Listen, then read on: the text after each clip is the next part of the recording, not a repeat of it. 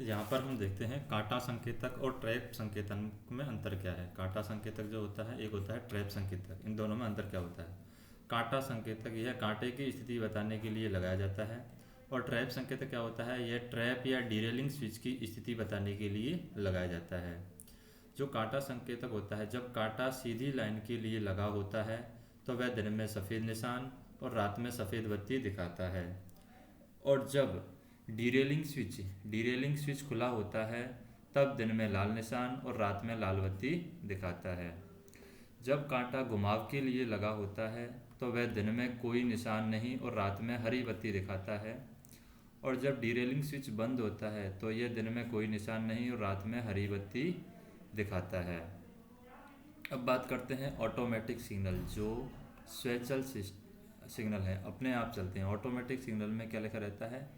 ए लिखा रहता है। इस तरीके से ए लिख करके सफ़ेद पर काले से ए लिखा रहता है, ऑटोमेटिक सिग्नल। तो यह एक रोक सिग्नल है जो स्वचालित ब्लॉक पद्धति में होता है, और इस सिग्नल की पहचान के लिए इसके खंभे पर एक सफ़ेद गोल चक्री लगी होती है जिस पर काला ए अक्षर लिखा होता है, और इस सिग्नल की सामान्य स्थिति ऑफ यानी कि हरी होती है। ये सिग्नल गाड़ियों के चलने से स्थिति के अनुसार अपने आप ऑफ ऑन होते रहते हैं। ये सिग्नल उन स्थानों पर लगाए जाते हैं जहां कोई कांटा पॉइंट या गेट नहीं होता है। लोको पायलट इस सिग्नल को दिन में 1 मिनट और रात में 2 मिनट रुक करके ऑन स्थिति में पार कर सकता है, और गति यहाँ पर 15 से 10 अगले सिग्नल तक होती है। लोको पायलट सिग्नल को ऑफ स्थिति में जब पार करता है तो वह सिग्नल अपने आप ऑन स्थिति में आ जाता है, और पुनः ऑफ स्थिति एक पीला में जब तक नहीं होता है तब तक की लाइन न केवल अगले रोक सिग्नल तक बल्कि उसके आगे पर्याप्त दूरी तक साफ न हो, यानी कि अगले रोक सिग्नल से आगे 120 मीटर की दूरी तक साफ नहीं हो तब तक ये पीला नहीं होता है। अब है अर्ध स्वचालित यानी semi automatic signal. Semi automatic signal क्या होते हैं? यह सिग्नल हस्तचलित और स्वचालित दोनों पद्धतियों में कार्य करता है। इसकी पहचान के लिए इसके खंभे पर सफ़ेद प्रज्वलित ए मार्कर यहाँ पर लगा होता है। जो ए मार्कर है ये सफ़ेद प्रज्वलित होता है, यानी इसमें लाइट सफ़ेद होती है। इस सिग्नल को या तो किंग लीवर या फिर पैनल पर बटन द्वारा संचालित किया जा सकता है। जब इस सिग्नल के खंभे पर लगा ए मार्कर प्रज्वलित होता है तो यह सिग्नल स्वचालित रोक सिग्नल की तरह कार्य करता है, और ऐसे समय लोको पायलट इस सिग्नल को स्वचालित रोक सिग्नल की तरह दिन में 1 मिनट और रात में 2 मिनट रुकने के बाद ऑन स्थिति में पार कर सकता है। और जब इस सिग्नल पर ए मार्कर बुझा होता है तो यह सिग्नल हस्तचालित रोक सिग्नल की तरह कार्य करता है। ऐसे समय लोको पायलट इस सिग्नल को बिना प्राधिकार पत्र के ऑन स्थिति में पार नहीं कर सकता। ये सिग्नल सामान्यतः ऐसे स्थानों पर लगाए जाते हैं जहां पॉइंट्स गेट लगे होते हैं। अब बात करते हैं स्वचालित जो ऑटोमेटिक रोक सिग्नल को, स्वचालित या फिर ऑटोमेटिक रोक सिग्नल है उसको ऑन स्थिति में पार करने के नियम क्या हैं। जब कोई ऑटोमेटिक सिग्नल लोको पायलट को ऑन स्थिति में मिले या जब सेमी ऑटोमेटिक सिग्नल ए का मार्कर प्रज्वलित हो तो लोको पायलट एक लगातार लंबी सीटी बजाएगा और सिग्नल के पहले गाड़ी को खड़ा करेगा। दिन में 1 मिनट और रात में 2 मिनट तक रुककर सिग्नल ऑफ होने का इंतजार करेगा।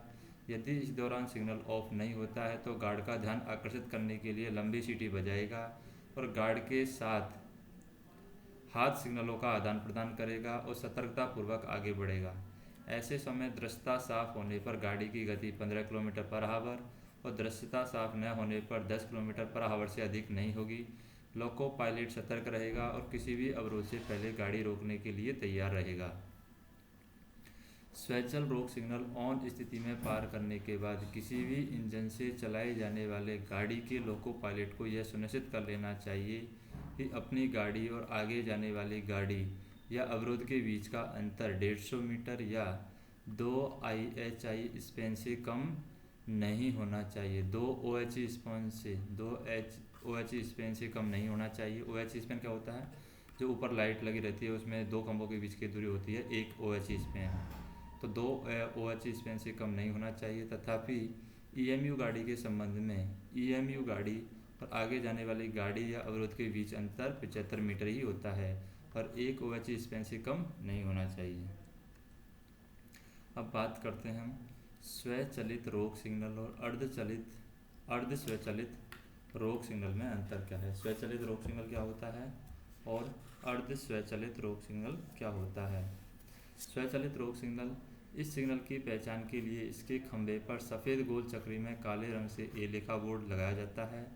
और अर्ध स्वचालित रोक सिग्नल के लिए, इस सिग्नल की पहचान के लिए इसके खंभे पर काली पृष्ठभूमि में सफ़ेद प्रज्वलित ए मार्कर लगाया जाता है। स्वचालित रोक सिग्नल, यह सिग्नल केवल स्वचालित रोक सिग्नल की तरह ही कार्य करता है, जबकि अर्ध स्वचालित रोक सिग्नल है, यह सिग्नल स्वचालित रोक सिग्नल एवं हस्तचलित रोक सिग्नल की तरह कार्य करता है।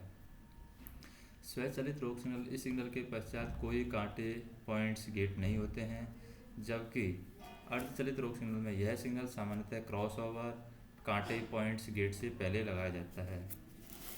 स्वचालित जो रोक सिग्नल है, लोको पायलट सिग्नल को दिन में 1 मिनट और रात में 2 मिनट रुकने के लिए ऑन स्थिति में पार कर सकता है, जबकि हमारा अर्ध स्वचालित रोक सिग्नल है, स्वचालित रोक सिग्नल, यह सिग्नल का ए मार्कर प्रज्वलित हो तब लोको पायलट सिग्नल को स्वचालित रोक सिग्नल के समान दिन में 1 मिनट और रात में 2 मिनट रुकने के बाद इसे ऑन स्थिति में पार कर सकता है।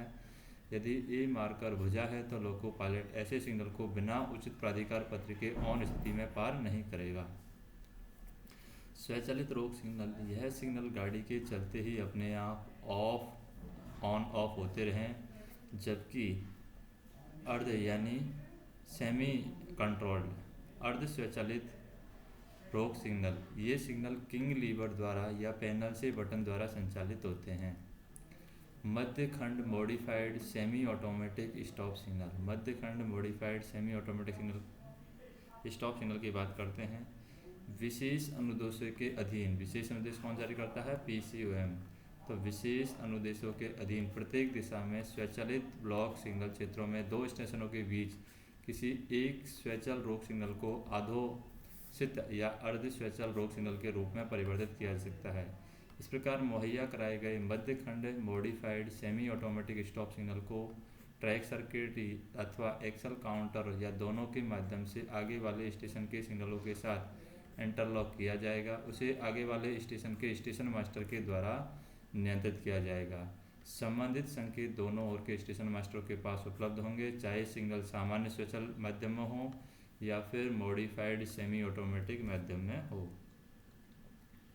और पिछले स्टेशन के एडवांस स्टार्टर सिग्नल को मध्य खंड आदोषित अर्ध स्वचाल रोक सिग्नल के साथ इस प्रकार इंटरलॉक किया जाता है कि जब ए चिन्ह बुझा हो तो एडवांस स्टार्टर सिग्नल स्वयं ऑफ होगा या ऑफ किया जाएगा, और जब लाइन मध्य खंड मॉडिफाइड सेमी ऑटोमेटिक सिग्नल से आगे पर्याप्त दूरी तक क्लियर हो, और इसी प्रकार मध्य खंड modified semi automatic stop signal स्वतः ऑफ होगा अथवा ऑफ किया जाएगा, तब लाइन आगे वाले स्टेशन के होम सिग्नल से आगे पर्याप्त दूरी तक क्लियर हो। धुंध खराब मौसम में जब स्पष्ट दिखाई नहीं देता है तो असामान्य स्थिति के दौरान मध्य खंड modified semi automatic stop signal को विशेष अनुदेशों के तहत निर्धारित विधि में ए चिन्ह को बुझा दिया जाता है, और इस कार्यवाही में यह सुनिश्चित की होगा कि पिछले स्टेशन का एडवांस स्टार्टर सिग्नल अगले स्टेशन के होम सिग्नल का ए चिन्ह भी बुझ जाएगा। सामान्य स्टेशन के दौरान मध्य खंड modified semi automatic stop signal एक सामान्य स्वचाल रोक सिग्नल के रूप में कार्य करेगा। जब लोको पायलट यह देखता है कि मध्य खंड modified semi automatic stop signal on में है, तो ए चिन्ह बुझा हुआ है, तो गाड़ी का को सिग्नल के पहले रोक देगा और उसके बारे में विशेष अनुदेश के अधीन अनुमोदित संचार साधनों से अगले स्टेशन के स्टेशन मास्टर को सूचित करेगा। अगले स्टेशन का स्टेशन मास्टर विशेष अनुदेशों के अधीन विधि और निर्धारित कार्य पद्धति को सुनिश्चित करने के पश्चात अनुमोदित संचार साधनों से बुझे हुए ए चिन्ह के साथ ऑन अवस्था में मध्य खंड modified semi automatic stop signal से गुजरने के लिए लोको पायलट को प्राधिकृत कर सकता है। यदि लोको पायलट अगले स्टेशन के स्टेशन मास्टर से संपर्क करने में असमर्थ हो तो वह सिग्नल पर 5 मिनट तक प्रतीक्षा करने के बाद सिग्नल को ऑन में पास करेगा और सावधानीपूर्वक आगे बढ़ेगा और किसी भी बाधा से पहले गाड़ी रोकने के लिए तैयार रहेगा, और अगले सिग्नल तक 10 किलोमीटर पर आवर की गति से चलेगा और यह सिग्नल के संकेत के अनुसार कार्यवाही करेगा। लोको पायलट अगले स्टेशन के स्टेशन मास्टर के मध्य लोको पायलट अगले स्टेशन के स्टेशन मास्टर को मध्यखंड modified semi automatic signal stop signal की खराबी की रिपोर्ट देगा। फिर हम देखते हैं मध्यवर्ती ब्लॉक सिग्नलिंग व्यवस्था। मध्यवर्ती ब्लॉक सिग्नलिंग व्यवस्था है, ये क्या होती है? तो मध्यवर्ती ब्लॉक सिग्नलिंग व्यवस्था में हम देखें, जैसे यह इकहरी लाइन, दोहरी लाइन और बहु लाइन पर यह सिग्नल व्यवस्था किया जाता है। मध्यवर्ती ब्लॉक सिग्नलिंग व्यवस्था यह एक मानव रहित सी क्लास का स्टेशन होता है जिसका नियंत्रण दूरवर्ती रूप से पिछले स्टेशन के द्वारा किया जाता है। इस व्यवस्था का उद्देश्य एक लंबे ब्लॉक सेक्शन को दो ब्लॉक सेक्शनों में बांटकर खंड क्षमता बढ़ाना है। इकहरी लाइन पर मध्यवर्ती ब्लॉक सिग्नलिंग पर दो निकटवर्ती ब्लॉक स्टेशनों के बीच की लाइन को दो उप सेक्शनों में विभाजित किया जाता है।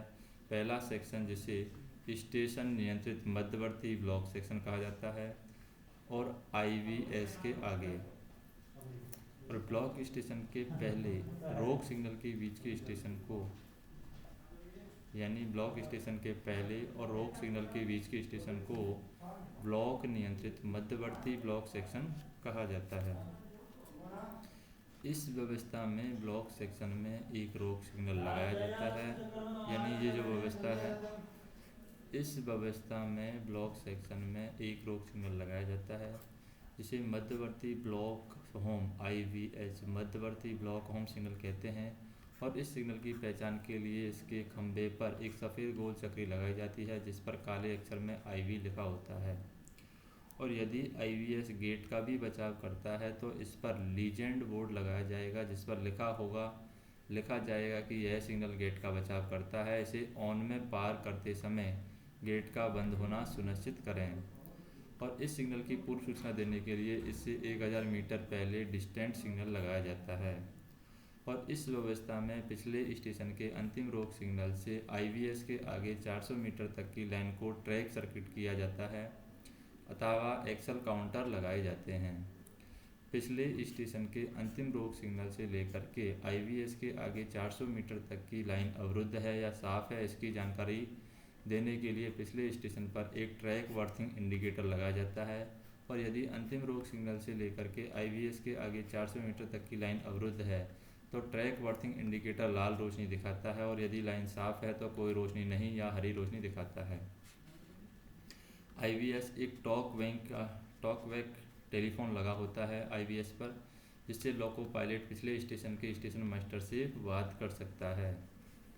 इस व्यवस्था में IVS को ब्लॉक उपकरण के साथ इंटरलॉक किया जाता है। और इस व्यवस्था में पिछले स्टेशन का स्टेशन मास्टर ट्रैक वर्थिंग इंडिकेटर की स्थिति देख करके अर्थात ट्रैक सर्किट या एक्सल काउंटर इंडिकेटर से लाइन क्लियर लेकर के गाड़ी को IVS तक रवाना करेगा। IVS के आगे गाड़ी को रवाना करने हेतु अगले स्टेशन से ब्लॉक उपकरण पर लाइन क्लियर हो लेकर के IVS को ऑफ करेगा। यदि उक्त IV सिग्नल गेट का भी बचाव कर रहा है तो स्टेशन मास्टर द्वारा गेट का बंद होना सुनिश्चित करने के बाद भी IV सिग्नल को ऑफ किया जाएगा।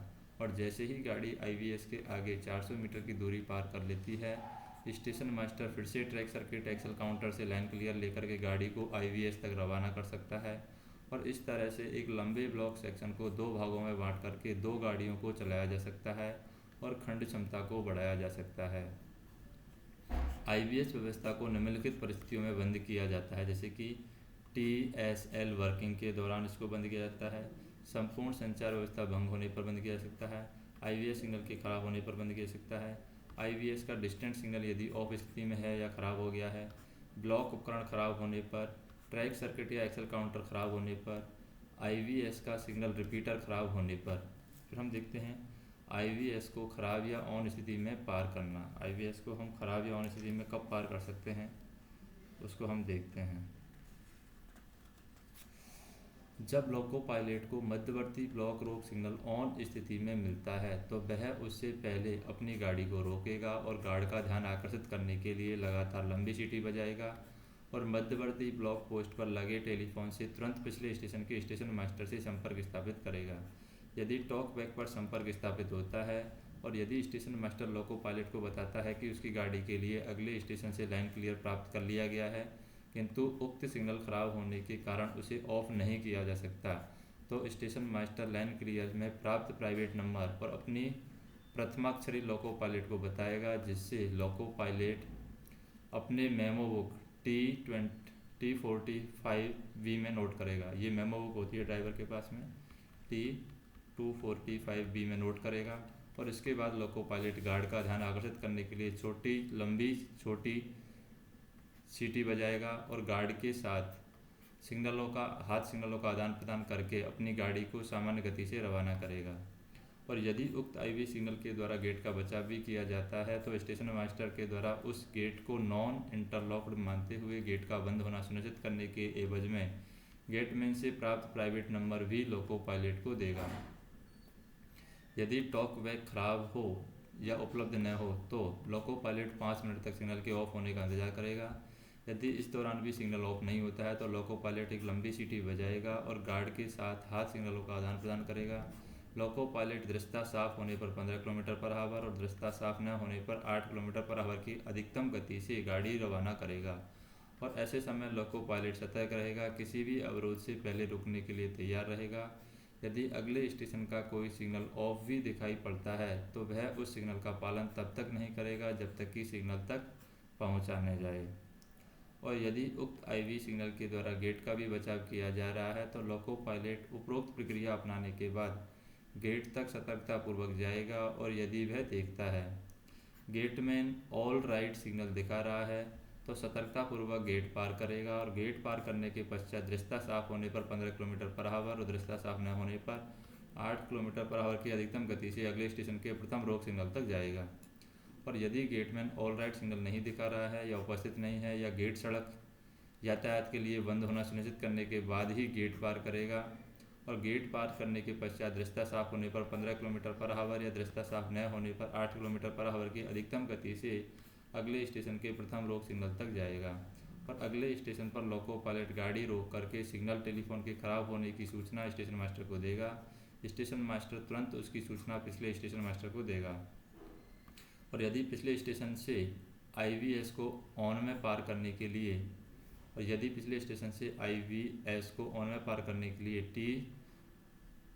T3693V जारी किया जाता है तो उस पर अगले स्टेशन से लाइन क्लियर में मिला प्राइवेट नंबर लिखा जाएगा और इस बारे में पृष्ठांकन भी किया जाएगा। और अगले स्टेशन से लाइन क्लियर प्राप्त कर लिया गया है तो ऐसे समय आईवीएस को सामान्य स्थिति से पार करेगा।